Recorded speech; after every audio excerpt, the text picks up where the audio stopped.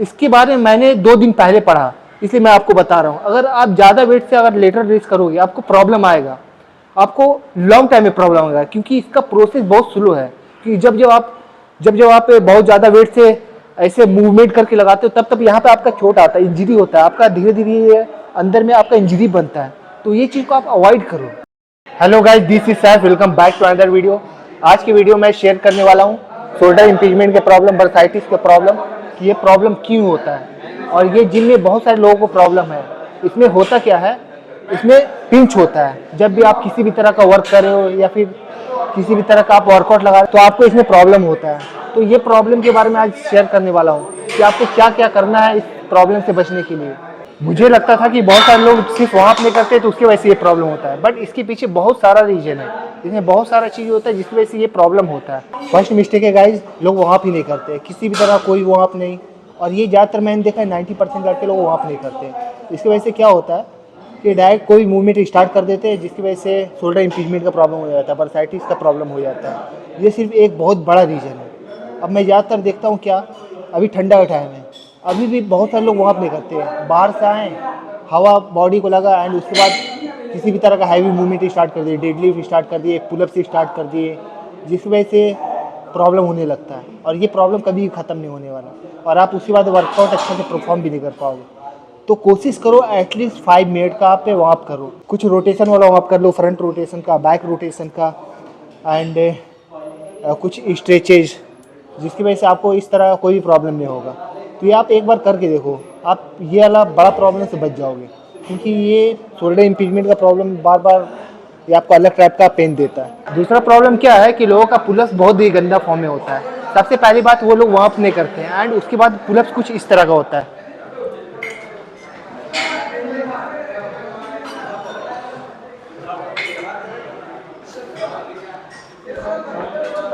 अब देखो इसमें क्या हुआ, इसमें बहुत ज़्यादा जर्क हो रहा है, जिसकी वजह से यहाँ पे बहुत ज़्यादा प्रेशर पड़ता है।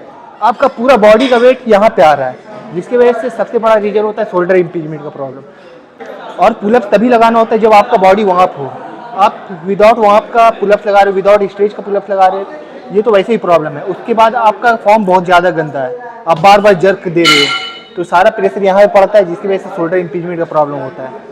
तो ये चीज़ को अवॉइड करें और आपको पुलअप्स बहुत ही कंट्रोल फॉर्म में लगाना है। लाइक मैं एक बार आपको डेमो दिखलाता हूँ।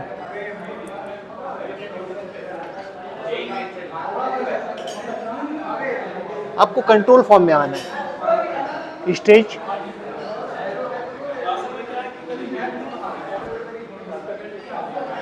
और पुलअप्स के लिए मैं आपको सजेस्ट करूंगा पहले आप वार्म कर लो, वार्म के बाद ही पुलअप्स लगाओ, क्योंकि ये पूरा बॉडी का वेट यहाँ पे आता है।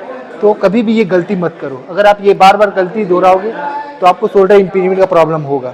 थर्ड मिस्टेक है गाइस, आपको रोटेटर वाला करना है। आपको कुछ 2 सेट ये करना है, 2 सेट ये करना है, और उसके लिए आपको सिर्फ 2.5 से लेना है। आपको कभी भी 10 किलो का चूज नहीं करना है। मैंने बहुत सारे लोगों को देखा है 10 किलो से ये कर रहे हैं, बहुत ज़्यादा प्रेशर है। रोटेटर 10 किलो से करने के लिए नहीं है, इसको आप सिर्फ 2.5 किलो से आपको इस टाइप से करना है।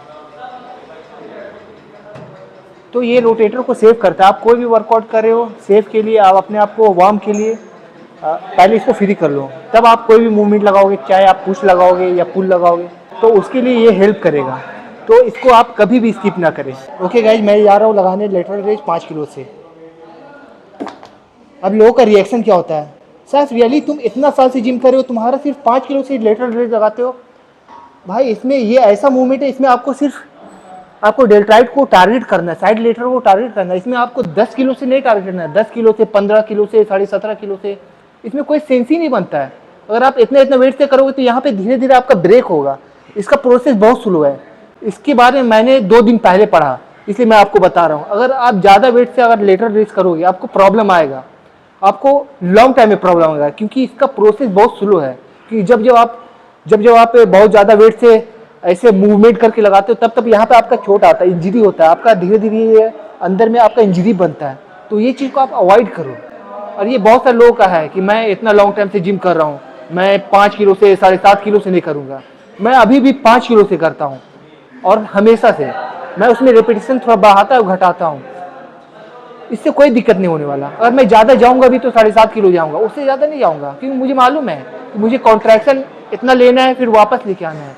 मुझे कोई ज़रूरत नहीं कि मैं 15, 20, 17.5 किलो से करूँ, इसकी वजह से मुझे ही प्रॉब्लम होगा। और कुछ कुछ ऐसा वर्कआउट है जिसमें आपको कम वेट में करना है, और अगर आप अभी भी अगर कम वेट से नहीं करोगे तो फिर आपको ये प्रॉब्लम होगा और आपका ये कभी भी ठीक नहीं होने वाला। ट्रस्ट मी गाइस, ये कभी ठीक नहीं होता है, क्योंकि आपने बहुत लॉन्ग टाइम से प्रैक्टिस रहा, इसमें प्रॉब्लम आ गया, आपका वो पेन कर रहा है, तब भी आप कंटिन्यू हैवी वेट से कर रहे हो, तो फिर वो कभी ठीक नहीं होने वाला। तो इसके लिए आपको बहुत ही ज़्यादा अलर्ट रहना पड़ेगा। आपको बहुत ज़्यादा वेट से करने की ज़रूरत नहीं है। अभी भी बहुत सारा ऐसा मूवमेंट है जिसमें आप बहुत ज़्यादा वेट लेने का कोई सेंस नहीं बनता है, तो आप नॉर्मल वेट से करो, आपको टारगेट करो। कुछ कुछ मसल ऐसा होता है जिसमें आपको सिर्फ रिपीटेशन लगाना होता है, आपका सही वर्कआउट होना चाहिए उसमें, आपका जो मसल टारगेट हो रहा है वो चीज़ के लिए होना चाहिए। तो इस बात को समझो, सारा वर्कआउट में बहुत ज़्यादा हैवी जाने का कोई सेंस नहीं बनता है। अगर आप जाओगे तो उसमें आपको इंजरी ही होगी, आपको और कुछ नहीं मिलने वाला। किसी को इम्प्रेस नहीं करना है, आपको अपना बॉडी को बनाना है, आपको बॉडी का मूवमेंट क्या है, कौन सा है, ये चीज़ को समझना है। तो ये चीज़ को समझो। ओके गाइस, अगर आपको ये वीडियो अच्छी लगी तो मेरे वीडियो को शेयर कर दें अपने उस फ्रेंड के साथ जो गलती कर रही है, वो ये गलती से करने से बचेंगे। एंड आप अगर कहीं कोई गलती करो तो ये चीज़ को फॉलो करो, आपको कभी भी शोल्डर इंपीजमेंट का प्रॉब्लम नहीं होने वाला। मैं 6 साल से ट्रेनिंग कर रहा हूँ, मैं हर एक चीज़ का ध्यान रखता हूँ, मैं कभी भी बहुत ज़्यादा वेट नहीं लेता, क्योंकि मुझे किसी को इम्प्रेस नहीं करना। तो आप भी फॉलो करो, इससे आपको कोई प्रॉब्लम नहीं आने वाला। Okay guys, see you in next video.